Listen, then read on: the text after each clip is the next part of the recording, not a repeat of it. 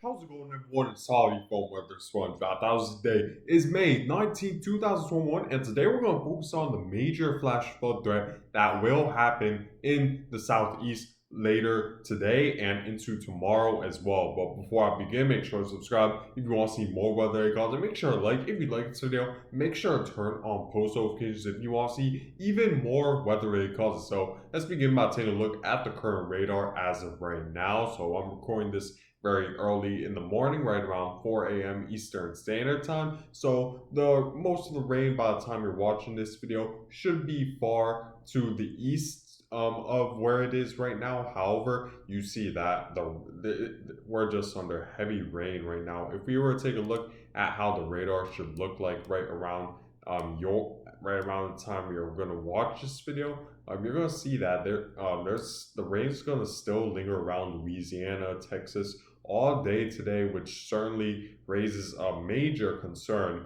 when it comes to flash flooding, since we're going to see that rain linger over the same area for just a very long time. And it's not only going to be just regular plain old rain, it's going to be very heavy rain because there's going to be a lot of convection, there's going to be a lot of lift in the atmosphere, and the air molecules are going to be buoyant enough to really support rapid convection that will induce just heavy rain throughout the southeast, right around Louisiana and Texas, and those areas already been just pounded by a ton of rain over the past several days. Where I think right around Louisiana there were reports of 17 inches of rain, which is just extremely high, and this might be considered some of the worst rain you guys experienced since Hurricane Harvey way back in 2017. So this certainly is quite a major flooding event, and you guys certainly need to pay close attention to this if you live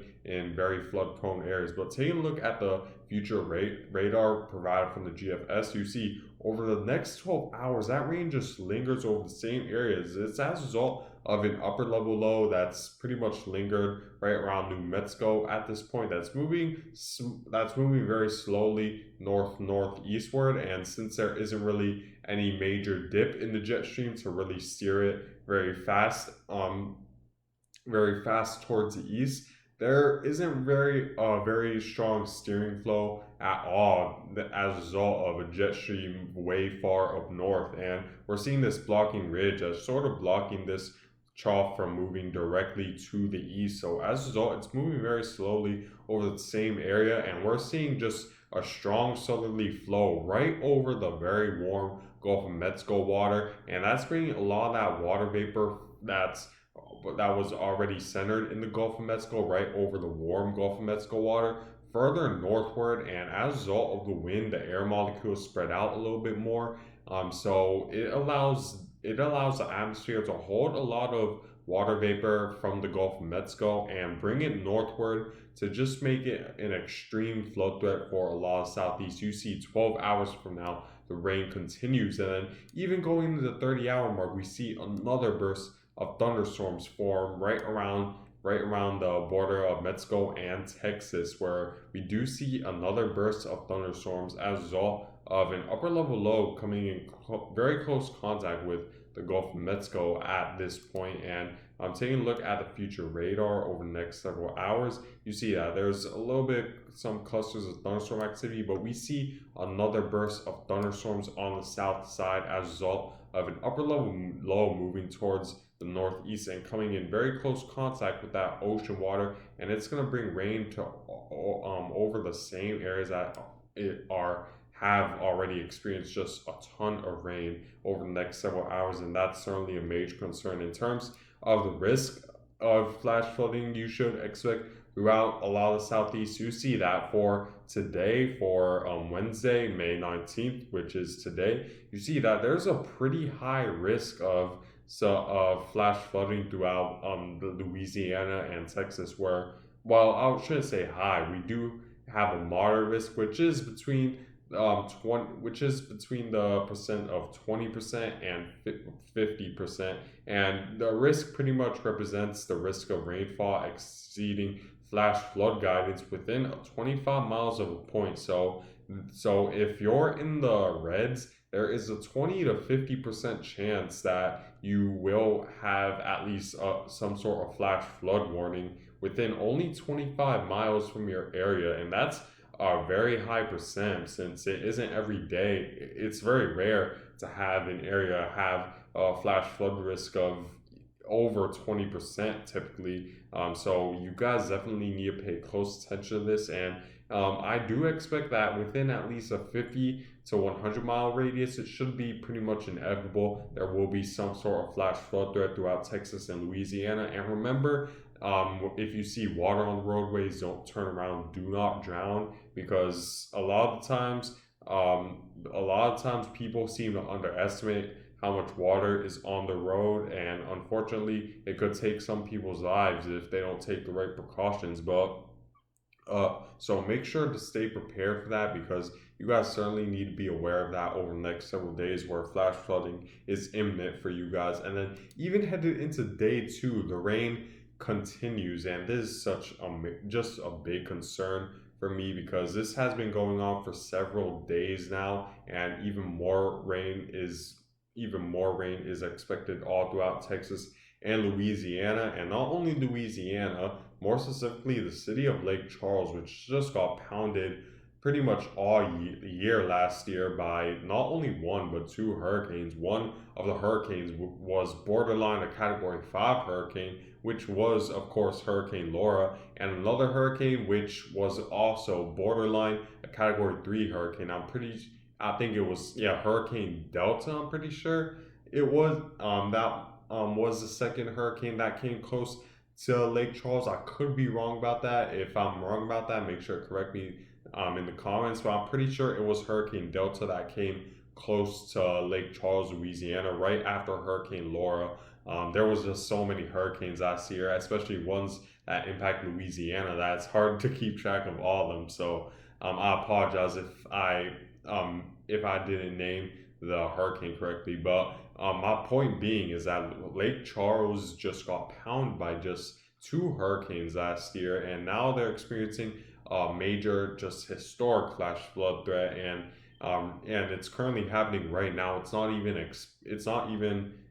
not like I'm forecasting this to happen. It's already happening, and to see even more rain on top of it is just completely devastating. And I hope the best, and my hearts go out to everyone impacted during these flash flood threats. But you see, the marginal risk continues into Thursday as well.